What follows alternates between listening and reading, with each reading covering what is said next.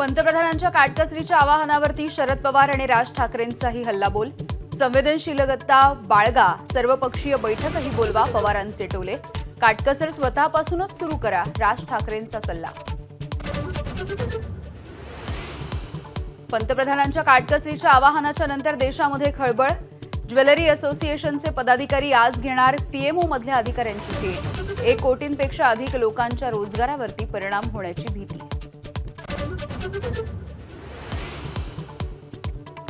तमिळनाडूमध्ये अण्णाद्रमुकमध्ये जवळजवळ उभी फूट. सी.व्ही. षणमुगम यांच्या गटाचा टीव्ही केला पाठिंबा. एनडीए सोडून नवी आघाडी बनवणार अशी ही घोषणा. आसाममधील नवनिर्वाचित सरकारचा आज शपथविधी. भाजपचे हेमंता बिस्वा शर्मा आज सलग दुसऱ्यांदा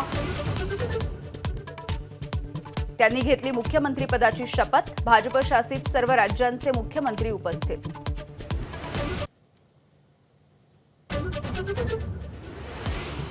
पावसाळी अधिवेशनाच्या आधी विधान परिषदेच्या सदस्य संख्येमध्ये आणखी भर पडणार.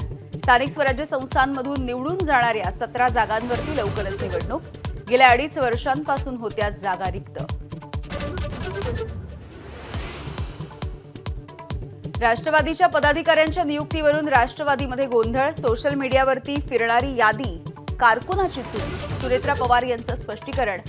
तर पार्थ पवारांचं 2 नेत्यांसोबतचं शीतयुद्ध कारण असल्याच्या चर्चा.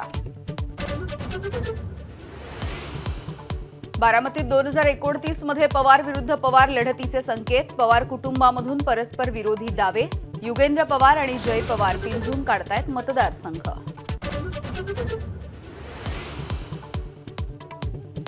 मुंबईतील सेलिब्रिटींच्या हॉटेल आणि रेस्टॉरंटवरच्या पाट्या मराठी नसल्याचा मुद्दा मुंबई महानगरपालिकेमध्ये उपस्थित.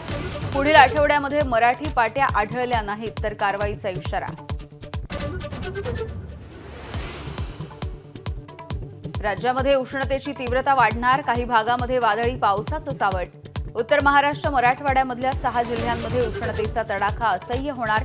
कोकणासह दक्षिण मध्य महाराष्ट्रामध्ये पावसाला पोषक वातावरण. एबीपी माझा, उघडा डोळे बघा नीट.